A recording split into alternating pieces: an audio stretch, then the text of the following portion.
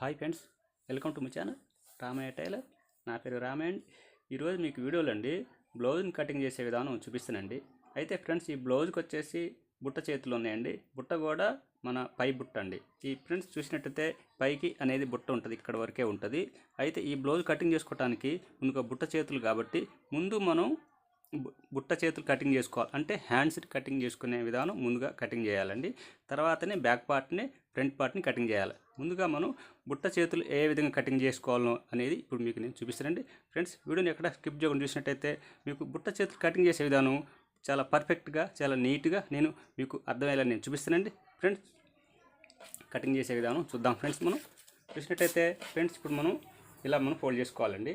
ఇలా ఇప్పుడు మనం ఒకవేళ జాయింట్ పడుతుంది కాబట్టి కొద్దిగా పెద్ద సైజు బ్లౌజ్ కాబట్టి దానికి వచ్చేసి మనకి ఫోల్డ్ అనేది మనం సమానంగా ఇలా చేసుకోవద్దండి. చేసుకున్నప్పుడు రెండు వైపుల జాయింట్ అనేది పడుతుంది. అలా లేకుండా ఒకవైపే జాయింట్ పడే విధంగా మనం చూసుకొని మనం కటింగ్ చేసుకోవాలండి. ఇలా ఫోల్డ్ చేసుకున్నట్టయితే మనకి ఎంత కావాలంటే అంత జాయింట్ అనేది పడుతుంది కాబట్టి దానికోసం మనం ముందుగానే ఆ ఫోల్డ్ కొద్దిగా వెనక్కి వేసుకోవాల్సి ఉంటుందండి. ఫ్రెండ్స్, ఇప్పుడు ఈ పొడుగు ఎంత ఉన్నదో ఒకసారి చెక్ చేసుకోవాలండి. మనం చూసినట్టయితే చేయి పొడుగు వచ్చేసి 11 ఇంచులు అండి. ఈ 11 ఇంచులు పొడుగు వచ్చింది కదా, ఆ 11 ఇంచులు రావాలి మనకి బుట్ట రావాలి అనేది ఇప్పుడు మనం తెలుసుకుందామండి. ఫ్రెండ్స్, చూసినట్టయితే 11 ఇంచులు చేయి పొడుగు ఒకసారి ఇలా చూసుకోవాలండి. ఇలా చూసుకున్నట్టయితే 11 ఇంచుల కాడికి ఒక మార్క్ చేసుకోవాలండి. ముందుగా మనం మార్క్ చేసుకున్న తర్వాత అయితే మనం ఫస్ట్ బ్యాక్ మన కిందికి ఖర్చు కోసం కూడా ఒక 1/2 ఇంచు ఇలా మార్క్ చేసుకోవాలండి. ఇది మనకి లెక్కకు రాదండి, ఇది ఇక్కడ ఉన్నంత వరకు లెక్కకు వస్తుంది. ఇలా మనం ఏదైనా కూడా మార్క్ చేసుకోవాలండి. మార్క్ చేసుకుంటే ఈజీగా అర్థమవుతుంది మనకి లోపల ఎంత ప్లేస్ ఉన్నది అనేది, అది మనకి అర్థమవుతుందండి. ఇప్పుడు ఈ నుంచి చూసినట్టయితే ఇక్కడి నుంచి 3.5 ఇంచుల కాడికి మనకి ఆర్మోల్ డౌన్ అనేది తీసుకోవాలండి. ఏ బ్లౌజ్కైనా 3.5, 4 ఇంచులు అలా తీసుకోవాలండి. అంతకంటే ఎక్కువ తీసుకోకూడదండి. తీసుకుంటే ముడతలు వస్తాయండి. ఇప్పుడు మనం 3.5 ఇంచులు అయితే నేనైతే మార్క్ అయితే చేస్తున్నానండి ఆర్మోల్ డౌను. ఇక్కడ చేయి లూజ్ వచ్చేసి చూసినట్టయితే చేయి లూజ్ ఒకసారి చూద్దాం. చేయి లూజ్ వచ్చేసి 11 ఇంచులు అండి. అంటే 5.5 కాడ ఒక మార్క్ చేసుకుందామండి. ఇక్కడ చూసినట్టయితే ఫ్రెండ్స్, ఇది హై లూజ్ అంటారండి. ఈ హై లూజ్ చూసుకోవాలి. హై లూజ్ ఎంత ఉన్నది అయితే 15 ఇంచులు ఉన్నదండి. 15 ఇంచులు అంటే 7.5 కాడ ఒక మార్క్ చేసుకోవాలండి. ఇలా మార్క్ చేసుకొని ఈ ముక్క అనేది జాయింట్ అనేది మనకి పడుతుంది కాబట్టి అది మనం ముందుగానే ఇలా మార్క్ చేసుకోవాలండి.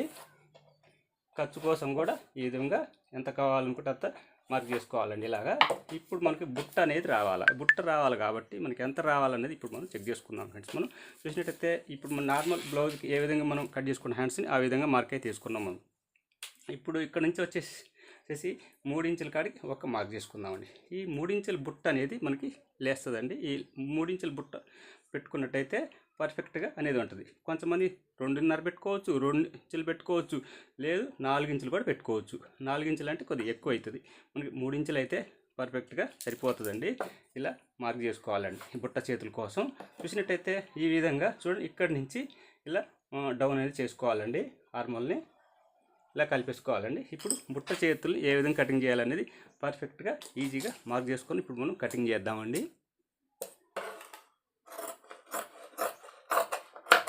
ఈ విధంగా కట్ చేసుకున్నట్టయితే పై బుట్ట అనేది ఎంత ఈజీగా అంటే అంత ఈజీగా మీరైతే కటింగ్ చేసుకోవచ్చండి. ఎలా ఈజీ ప్రాసెస్లో మీకు అర్థమయ్యేలా నేనైతే చూపించండి. ప్రతి ఒక్కరు కూడా మార్క్ అనేది పెట్టుకొని మనం చూసుకున్నట్టయితే మనకి చాలా ఈజీగా అర్థమవుతుందండి కటింగ్ చేసుకునేటప్పుడు. చూడండి ఫ్రెండ్, ఈ యొక్క ముక్క అనేది జాయింట్ అనేది పడుతుంది కాబట్టి పెద్ద సైజు బ్లౌజ్కి అలా ఉంటుంది. చిన్న సైజు బ్లౌజ్ అయితే సమానంగా చేసుకొని ఫోల్డ్ చేసుకొని కట్ చేసుకోవచ్చండి. చూసినట్టయితే ఇప్పుడు మనం కట్ చేసుకున్నాం కదా, మనకి ఎక్కడి నుంచి పెట్టుకోవాలా బుట్ట అనేది చూసుకోవాలి. ఫస్ట్ ఫ్రెండ్ చూసినట్టయితే ఇక్కడ నుంచి చూడండి ఫ్రెండ్, ఈ క్రాస్గా చూసుకోండి.